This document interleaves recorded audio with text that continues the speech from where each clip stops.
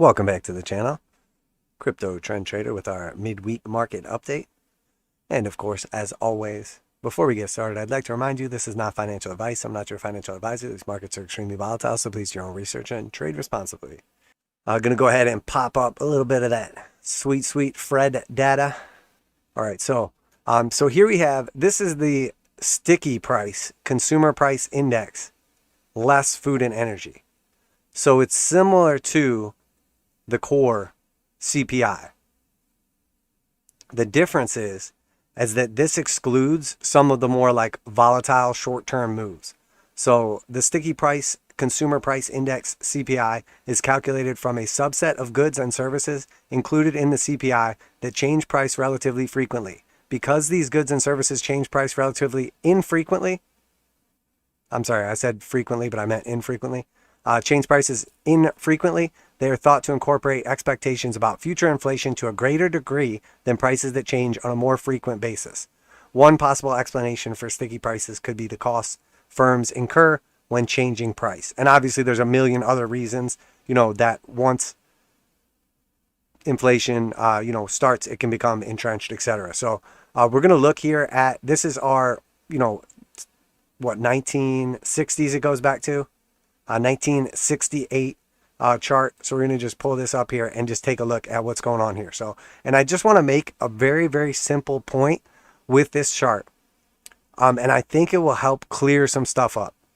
So here we have obviously the, 1968 to 2022 chart. So a nice wealth of knowledge. Obviously we see here every time it turns gray like this and it's highlighted like that, the back part here, I don't know how good it's showing up on screen, hopefully pretty clearly, but that is showing the recessions. So that is when we were in a recession. Now, the important thing to pay attention to is what we're looking at today is when a recession occurs, and then we're looking at when the CPI data, in this case, obviously sticky, X, food and energy, we're looking for when the CPI data actually peaks in relation to when the recession starts, etc., all that good stuff. So we can see, hey, does one tell us when the other's going to happen? Does one always happen before the other happens? Does one have to, happen, but the other doesn't? So that's what we're looking for today. So in this chart right here, the most important thing right off the bat to pay attention to is, we have three massive spikes. One in 1970, we have one in 1970, like 4-ish, and then we have one in 1980. Those are all on the way up, putting in consistent. We have a high, then a low, then a higher low. A higher high, then a higher low, then a higher high. And then we have a higher low again, and then we put in a lower high. So this is an uptrend, obviously. So we're in an uptrend from the 1960s till we actually like peak out. Technically till we put in a lower high. So from, the 1960s, well, actually before that, but on this chart to the 1980s, we're in an uptrend. And then once we break down from here we have a high, then we have a low, then we have a lower high, then we have a lower low. So obviously now that's a downtrend for sure. But the most important thing now is we had an uptrend, then we got a downtrend. And then after that, what has happened since then up until very recently, arguably you could say till right up in, September 2021. Well, it's very clear, obviously. We have a high here, then, assuming you just call that part of the move, or if you don't call that part of the move, we have a high, then a low, then a lower high, then a lower low, then a lower high, then a lower low, then a lower high, then a lower low, then a lower high, then a lower low. Oh my gosh, what is that? It's a clear downtrend. And the downtrend went on from the 1980s until essentially that downtrend was still intact until somewhere in between 2010 and now. Obviously, this is going to be slightly different than some of our other trends. But here we finally put in this low right here, and then we put in a high, and then a higher low, and then a higher high, and then a higher low, and then a higher high, and then we break down again. But the most important thing is this is all just one move, right? Because now we have a low on the macro, then we have a high on the macro, then we have a low, and that's a higher low on the macro, and now here we have a higher high. So the same way that once we have 1, 2, 3, 4 points of reference, a high, then a higher high, a low, then a lower low, we can declare we have now officially entered into a downtrend based on That simple metric. Now, does that mean that we're in a bear market? Does that mean that we're going to go down for 30 years? Does that mean we're just in the middle of a correct? Depends on the time frame, depends on all that. But the most important thing to pay attention to is we're following the rules. So if we have the rules on the way up and this is a, bull trend or, upward market or whatever you want to call it, an uptrend, then here we have a downtrend or, a bear market essentially in inflation. So we have a bull market, a bear market, and now we have broken out of the bear market and confirmed into a bull market on the macro. And when I say on the macro, I mean, we have all these little moves inside of the one bigger move. But then once you break down, that's when the truth comes out. That's when the market reveals itself to you. Because if we break down from here and then we just go to a new lower low, it's like, oh, okay, see, it was a big fake out because we had these higher lows and higher highs, and then we still went to a lower low. But here, the market is being constructive. And when we came down in 2021, we put in a higher low, which is very important because then once we broke above our peak from 2020, now we have a higher high and a higher low. So now we have a clear uptrend. So we have broken out of the downtrend that went on from the 1980s till 2010. So a 30-year downtrend, we broke out of it based on, our CPI data. So that being said, now we have confirmed that we're in an uptrend. So what does that mean? Well, we don't know exactly what it means, but we know the last downtrend was 30 years. The uptrend before that was, just on this chart alone, assuming this was just the first data point ever in existence, and before that, Earth did not exist. From 1967 till 1980, arguably till 82 when we confirm that lower high. But in hindsight, we can say till 1980. So we have about, 13 years roughly. We have about 30 years roughly. So I would say that this chart right here might be one of the most important things that you could ever look at in your life. Because the truth is, the last downtrend was 30 years. The uptrend before that was, we'll just call it 15 for simplicity's sake. So if we're breaking out of the 30-year trend and we only have two data points, a 15-year trend and a 30 trend, let's just say, for instance, we just do the bare minimum and we go into a 15-year bull trend on, CPI, 15 years of inflation. So now it's entrenched and everyone expects that inflation to be part of their lives going into the future, a just steady increase all the time in prices, and of course just worse and worse, standard of living, etc. So that's entrenched now.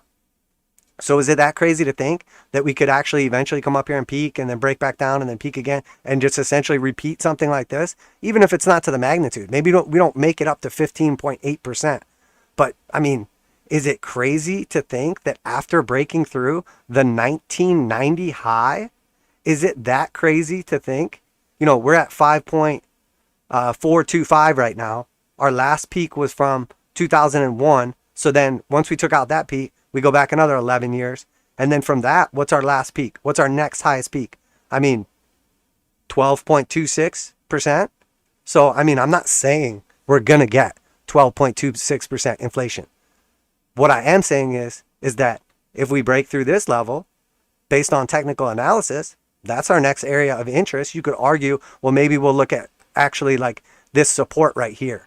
Instead of looking at this resistance, the top, we'll look at the bottom. Okay, that's fine. We could do that. You could say, well, what about this one? Well, that basically lines up with this one. So we'll assume if we make it through that, maybe we run into some resistance around 7.5. Maybe it's up here at 10. Maybe it's the next peak at 11.6. Maybe it's the next peak at, 15.8, et cetera, et cetera. You get the point, though. The point is, though, is this technical analysis, this chart right here, this very, very important chart is telling us we have broken out of a 30-year bear trend. We're in the process of a bull trend. And over the last, since we broke through our 2020 peak right here, we broke through that in October of 2021. So in less than 1 year, that was in 2021 this took place. In less than 1 year, we have literally taken out all of these previous lower highs. And now here we are back at like 1991 levels. So we just took out 30 years worth of data, consolidation, etc. And now there's not a lot stopping us from a big jump up here based on technical. So now that we have all the just basic idea of what this chart is telling us and why it's so important, let's get back to these recessions and let's get back to these peaks and see which one is telling us what about the other one.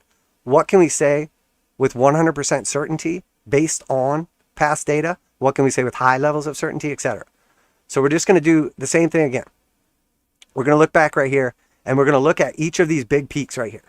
That's, obviously big peak, big peak, big peak, big peak, big peak, big enough, big enough. We should pay attention to it. Big peak, big enough, arguably, even though we had a peak right afterwards. And then, you want to look at these ones. You want to look at where we're at now. Is inflation done? Is it entrenched? Is it going to keep going into the future? Well, me personally, when I see a line like this, when I see a technical breakout where we take out a previous high, that's, it's not a blue sky breakout because we're not at all-time highs, but you immediately start backtesting previous resistances. So we backtest 2008, then 2006, then 2001, and now here we are, threatening 1991.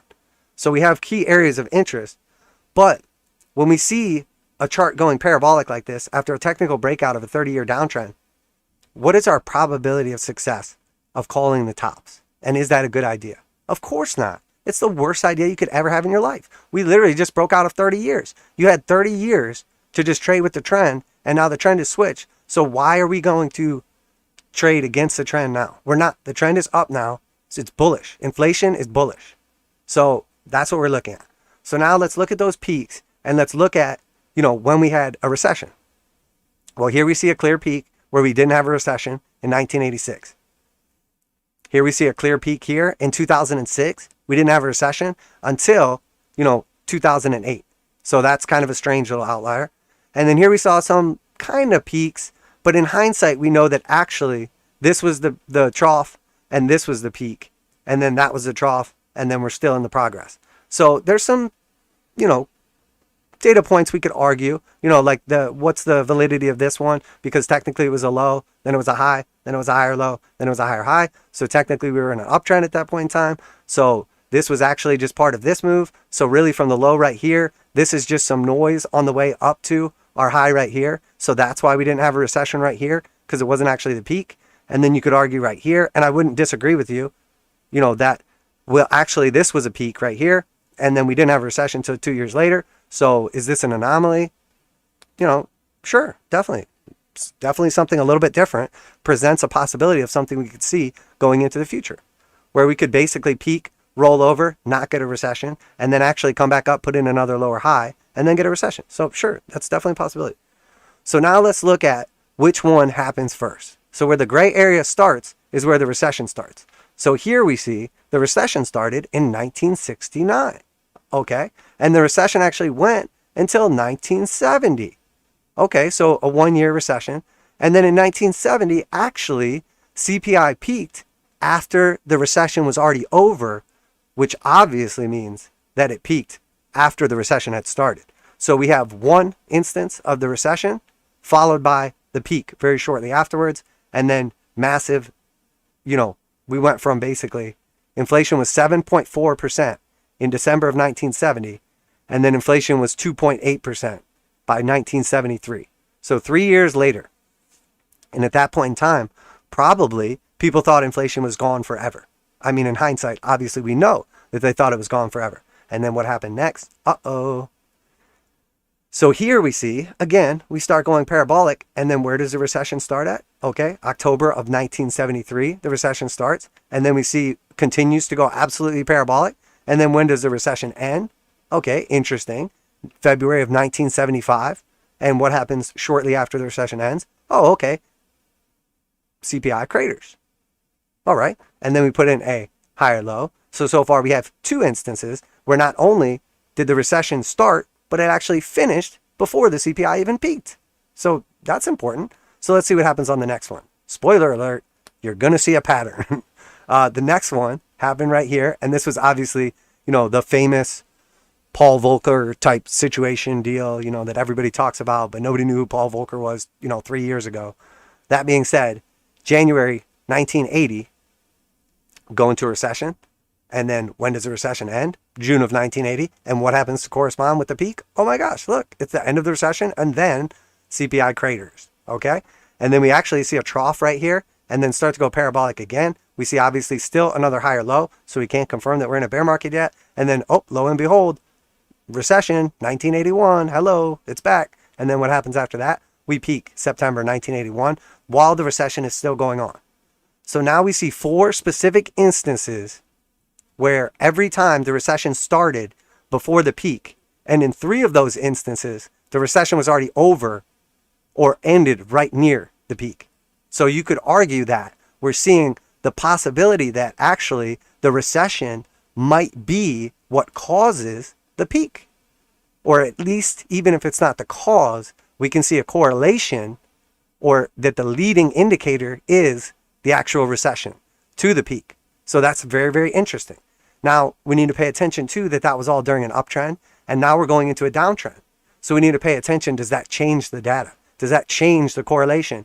Do we see something between these numbers that we don't see through these numbers, so that maybe when looking at these numbers and trying to predict what's going to happen, we should only look at these? Maybe we should look at all of them, but weight these heavier? Maybe we should look at none of them. So lots of options, but worth paying attention to all the variables, because that's something people forget all the time. They'll try to compare 2 data sets, but they forget how many variables are inside those data sets. And everyone that's ever done, scientific experiment, obviously you want to have a data set that does not change, a constant. That way you can always compare to that constant. That control group is what it's referred to. I'm sure you guys already know, probably stating the obvious, but if you don't know, that's what you want to do. You want to have one data set that is not manipulated at all, that is just pure and beautiful and whatever. That way you can compare everything else to that. The problem is when that data set is not exactly the same, now you start comparing stuff and you go, oh, okay, so there we have it. And you've actually made, poor assumptions or conclusions based on, some sort of variable that you didn't realize. So that being said, we'll pay attention now. We put in our low, come up here. Again, this does not end up in a recession. Comes down from 5.37 to 4.17. So you could argue 1.2%, in the CPI, arguably 25%, roughly decrease, is enough to be note. But we know obviously in hindsight that, we just came down and put in a higher low and then went higher still. So the next recession we see here begins in July of 1990. And you're probably like, okay, dude, we get it. We don't need to see any more of these. But we're still going to go through them anyway. So go get yourself some popcorn. So July 1990, we go into a recession. And then shortly afterwards, we peak. So September 1990. And then after that, melts down for the next 10 years. Okay, so definitely picking up some stuff here, okay? And then next, we put in a lower low. And then, of course, 2001. What happens? Recession, followed by, oh, look, again, a peak. And when does this peak occur? Right around the time that we come out of the recession. So here we have 1, 2, 3, 4, 5, 6 instances so far. And then we can look right at this one and tell when it starts in 2007, the recession comes before the peak. And then after that, while the recession's still going on, we melt down to a new low. And then again, our final instance right here, the recession begins. And right when the recession begins in March of 2020, we know what that was. We melt down, but this time we put in a higher low. So we have 1, 2, 3, 4, 5, 6, 7, 8 data sets. And we have a, 54 years. So we have 8 recessions, we have 8 peaks, and we have 54 years worth of data. So what can we say based on that 54 years of data? Well, every single time we entered into a recession, we peaked shortly afterwards. What about the other way around? Every time we peaked, were we already in a recession? Well, no, we weren't, because here we peaked and we didn't go into a recession. So we have 1 point. And again, you could argue, well, actually, this is the low, and then this is the high, and then actually that's the low. But because we have a higher low right here, and then a lower high, this would create confusion in real time. But the recession would obviously tell you, oh, look, we're actually about to peak and go lower. So every single data point with 100% accuracy from our recession, could we tell that the CPI is going to peak? So that being said, now that we know that with 100% certainty over a 50-year time frame and, a nice sample of data points, we can say with utmost certainty that before the recession or before the peak comes a recession. So maybe we're not in a recession. Maybe we are. But you know what I know is we're definitely not going to peak on CPI with 100% certainty based on previous data. Now, does that mean that going forward, we can't do something different? No, it does not. we could 100% just roll over. We don't go into a recession. Everything's gravy. And we just do something we've never done before in all of existence. That is always, always, always a possibility. But I like my odds. I like my odds. So we have, what did we say? 4, 5, 6, 7. So we have 8 data points here that tell us we need to confirm into a recession before we peak. So anybody calling for peak inflation? Sure, I'll believe it when I see it. If the number one determinant of everything right now, and we were talking about this in the group in depth, the number one determinant right now for everything is the Fed. We know that for sure. And the number one determinant for the Fed right now is inflation. And then the number two determinant for the Fed, which is completely irrelevant right now, is employment.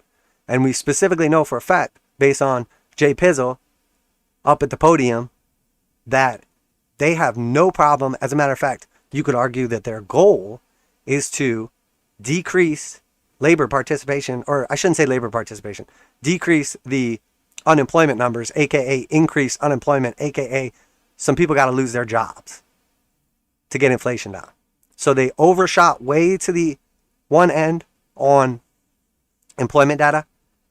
In my opinion, I could say with great confidence, okay, with that Tony the Tiger confidence, that I don't see any reason to think, assume, or even speculate that inflation has peaked.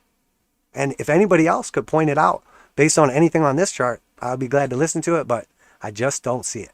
That being said, that's it. That's our in-depth for today. I just wanted to take a look at that.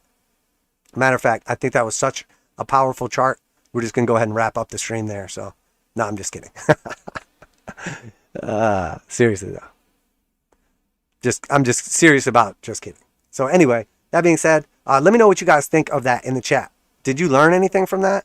Is it useful when I go on to these 20, 30 minute long, tirades or rants or, knowledge drops or TED Talks, whatever you want to call it?